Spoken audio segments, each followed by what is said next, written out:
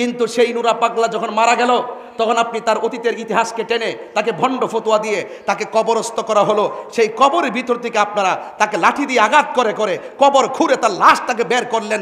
বের করার পরে তার লাশকে নিয়ে উল্লাস করেন, আল্লাহু আকবার, নারায়ে তাকবীর, আল্লাহু আকবার স্লোগান দিয়ে দিয়ে আপনারা সেই লাশটার মধ্যে আগুন ধরিয়ে পুড়িয়ে দিয়েছেন।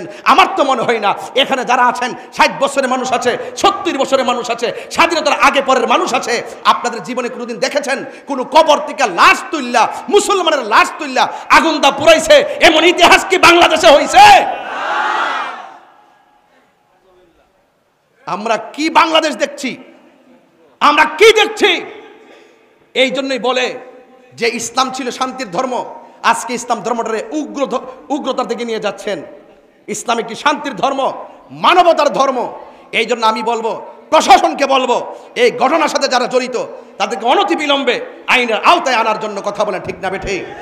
আমি যদি নেশা করি, আমি যদি জেনা করি, আমি যদি ব্যভিচার করি, আমি যদি কুফরি করি, আমি যদি মুশরিক হয়, তাহলে আপনার উচিত কি আমার নামে আপনি ধর্ম অবমাননার মামলা করা?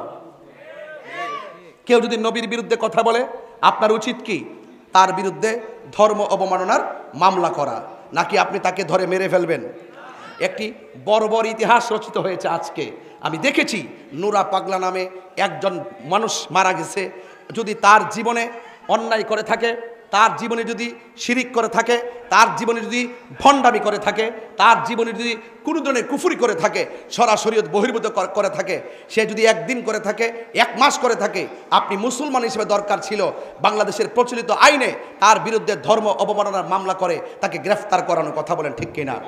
কিন্তু সেই নুরা পাগলা যখন মারা গেল তখন আপনি তার অতীতের ইতিহাসকে টেনে তাকে ভণ্ড ফতোয়া দিয়ে তাকে কবরস্থ করা হলো। সেই কবরের ভিতর থেকে আপনারা তাকে লাঠি দিয়ে আঘাত করে করে কবর খুঁড়ে তার লাশটাকে বের করলেন। বের করার পরে তার লাশকে নিয়ে উল্লাস করেন, আল্লাহু আকবার, নারায়ে তাকবীর, আল্লাহু আকবার স্লোগান দিয়ে দিয়ে আপনারা সেই লাশটার মধ্যে আগুন ধরিয়ে পুড়িয়ে দিয়েছেন। আমার তো মনে হয় না এখানে যারা আছেন 60 বছরের মানুষ আছে, 70 বছরের মানুষ আছে, স্বাধীনতার আগে পরের মানুষ আছে, আপনাদের জীবনে কোনোদিন দেখেছেন কোন কবর থেকে লাশ তুললা, মুসলমানের লাশ তুললা আগুন দা পুরাইছে?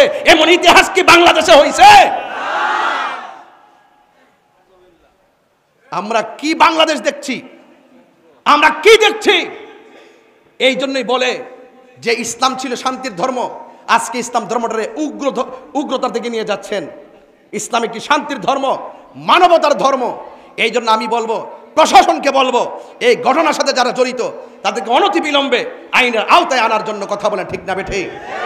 আজকে আপনি কোন ব্যক্তি ভণ্ড, কে ভালো মন্দ ডুক্ত যখন মারা যায় তখন সেটা আল্লাহর হাতে ছেড়ে দিতে হয়, কথা বলেন, ঠিক না বেঠি? আপনি বলুন তো, একটা মানুষ মারা যাওয়ার পরে কবর থেকে উঠায় আগুন ধরানো কি ইসলাম অ্যালাউ করে? কথা বলে অ্যালাউ করে? সে মারা গেছে, সে যদি ভণ্ড হয়, সে যদি প্রতারক হয়, সে যদি জাহান্নামী হয়, জান্নাতি হোক বা জাহান্নামী হোক, এটার ফায়সালা আল্লাহ করবেন। তুমি কবর থেকে উঠাইয়া যে তার গায়ে আগুন ধরাইছো, তুমি কয় নম্বর তুমি জানো নি? কথা বলেন, ঠিক না বেটি? বেশি বেশি আল্লাহ আকবার স্লোগান দিলে কি মুমিন হওয়া যায়? মুমিন হইতে গেলে নবীর মোহব্বত লাগে, কথা বলেন, ঠিক না বেটি? এই জন্যই আপনাদেরকে অনেক সময় ধর্ম ব্যবসায়ী বলে, এই জন্য আপনাদেরকে উগ্রবাদী বলে, এই জন্য আপনাদেরকে জঙ্গিবাদী বলে, এই জন্য আপনাদের প্রতি মানুষের আস্থা বিশ্বাস দিনে দিনে উঠে যাচ্ছে, সত্যিকার ইসলামটা কলঙ্কিত হচ্ছে, কথা বলেন, ঠিক না বেটি? যারা এই ঘটনার সাথে জড়িত অনতিবিলম্বে তাদেরকে আইনের আওতায় আনতে হবে, কথা বলেন, ঠিক না বেটি? আমরা দেখেছি বিগত 24 সালের 5 আগস্টের পরে আমাদের 90টা মাজারের মধ্যে আগুন ধরায় দেওয়া হয়েছে। সেদিন থেকে ওই দিন থেকে যদি সরকার তাদের লাগাম টেনে ধরতো, আজকে কবরের ভিতর থেকে লাশ টেনে আগুন ধরাই দিত না, কথা বলেন, ঠিক কিনা বলেন? আমাদের 95টা মাজারের মধ্যে আগুন লাগাই দেওয়া হয়েছে। এই দেশে ইসলাম এনেছেন আল্লাহর ওলিগণ, এই দেশে শান্তির বার্তা ঘরে ঘরে পৌঁছে দিয়েছেন আল্লাহর ওলিগণ। সেই আল্লাহর ওলির মাজার যখন আগুন লাগাই দিয়েছেন, বুঝতে হবে আপনারা ইবনু আব্দুল ওয়াহাব নজদির এজেন্ডা এই দেশে বাস্তবায়ন করতে চান, কথা বলেন, ঠিক কিনা? আহলে সুন্নাত ওয়াল জামাত এগুলো বরদাস্ত করবে না। শান্তিতে কথা বলি, ভদ্রভাবে কথা বলি, খানকায় বসে আমরা মুরাকাবা মুশাহাদা করি, আমাদেরকে রাজপথে নামতে বাধ্য করবেন না, বলে দিলাম, ঠিক কিনা বলেন? এই জন্য ইন্টারিম গভর্নমেন্টকে বলবো, অনতিবিলম্বে সেই উগ্রবাদীদেরকে আইনের আওতায় আনা হোক। আমি আশা করব সকল ধর্মবর্ণ যত দলের লোক আছেন প্রত্যেককে বলবো এই ঘটনার তীব্র নিন্দা জানানোর জন্য, কথা বলে, ঠিক না বেঠি? এটা অত্যন্ত দুঃখজনক। এই যে আপনারা ভৈরববাসী শান্তিতে আছেন, এই শান্তির বার্তা ছড়িয়ে দিবেন। আপনাদের মাঝে উগ্রতা নাই, নিন্দা নাই, হিংসা নাই এবং গীবত নাই। ঐক্যবদ্ধ থাকবেন, দেখবেন রাসূল পাকের আদর্শ যদি হৃদয়ে লালন করেন, দেখবেন ইনশাআল্লাহ এই সমাজ শান্তির সমাজ হয়ে যাবে। কথা বলেন ঠিক কিনা? তা আমার নবী দুনিয়াতে এসেছেন হেদায়েতের নূর নিয়ে। কথা বলেন না? আমার নবী এসেছেন অন্ধকার ঘর আলোকিত করার জন্য। আমার নবী দুনিয়াতে এসেছেন অন্ধকার হৃদয়কে আলোকিত করার জন্য। সেই জন্য আমি আপনাদেরকে অনুরোধ করব, রাসূল পাক যা নিয়ে এসেছেন তা আমাদেরকে গ্রহণ করতে হবে। এখন বলুন, আমার নবী কি নামাজের পক্ষে না বিপক্ষে? আরো বড় করে বলুন, পক্ষে।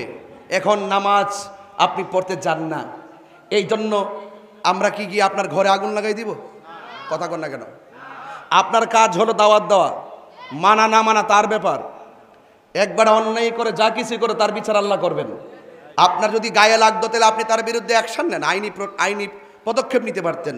কিন্তু আমার মনে হয় এই সংস্কৃতিটা ভালো সংস্কৃতি না।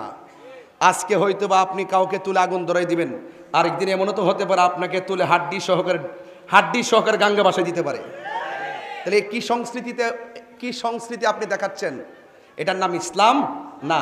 এইরকম আচরণ ইসলাম অ্যালাউ করে না। আল্লাহ আমাদের সকলকে বোঝার তৌফিক দান করুক। আমিন কর। আরো বড় করে বলেন আমিন। যাই হোক বাবার, আমার সময় 2:30টা পর্যন্ত, এর ভিতরে আমি ওয়াজ গুছাবো। যা বলতেছি আমার প্রয়োজনের পরিপ্রেক্ষিতে বলতেছি, ঘটনা টান দিলে আপনারা বুঝবেন না। এই জন্য বলবো, আমার রাসূল আজকে রাত্রে দুনিয়াতে এসেছেন, এই রাত্রটার দাম কম না বেশি? মা আমেনা কয়, মা আমেনা বলেন, আমি তো শুনতেছি অনেক মাস ধইরা নবী আমার মাঝে আছে। মা আমেনা বলেন, অনেক দিন ধরে শুনতেছি নবী আমার মাঝে আসেন, নবী আমার মধ্যে আছেন, কিন্তু পেটে সন্তান আসলে অন্যান্য মহিলার পেট বড় হয়, অন্যান্য মহিলার পেট ভারী হয়, অন্যান্য মহিলাদের প্রসব ব্যথা হয়, কিন্তু আমার নবী যে আমার মধ্যে আছে ব্যথাও কথা কন। আজকে তো এই আওয়াজের সময়, সব নবীর উচিত আজকের এই আওয়াজ করা। কথা কন ঠিক না বেড়ে? কারণ আমার নবী দুনিয়াতে আইছে এই রাত্রটা সাধারণ না। তাইলে মা আমেনাকে আমার প্রসব ব্যথা ঘুমাই যাইছ কেন? তুই এমনি সারিস এই দুনিয়া তুই নাই, পুরা ইন্ডিয়া। মা আমেনা বলে আমার পেটে ব্যথা, আরো বড় করে পেটে ব্যথা। মা আমেনা বলে আমার পেটের কোনো পরিবর্তন, কিন্তু আমি যে শুনলাম মাসের পর মাস, এখন মাস তো শেষ। অন্যান্য মাস মানুষের 10 মাস 10 দিন, যদি কোনো মহিলার 13 মাস হয়ে যায়, চিন্তার কারণ আসেনি? কথা বলে চিন্তার কারণ আসেনি? আছে।